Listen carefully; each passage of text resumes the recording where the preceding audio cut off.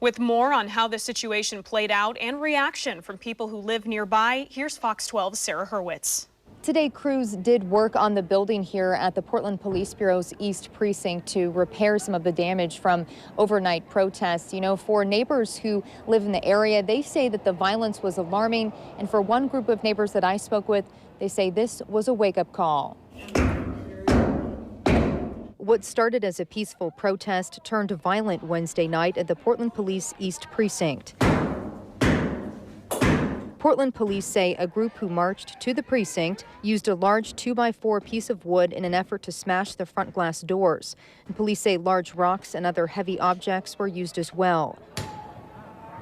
Police used tear gas to disperse the crowd as police say fireworks and projectiles were thrown at them.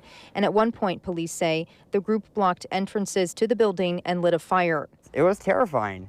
It really was. Michael Cushway is part of this group of neighbors who live less than a mile away from the precinct, and he wanted to see what was going on. In a discussion, the group shared what it was like hearing the violence. If they're looting and burning things this close, what is to prevent them from moving in our direction? There's sort of this disconcerted feeling that, you know, we could be next if somebody gets ticked off enough. It made me angry. It made me angry that they were here in our neighborhood, causing trouble and going after the police precinct. I really appreciate our new police chief. I think he's really on the ball. I think he's got some good ideas, but he needs support. The mayor is the councilman in charge of the police department, and he needs to do his job.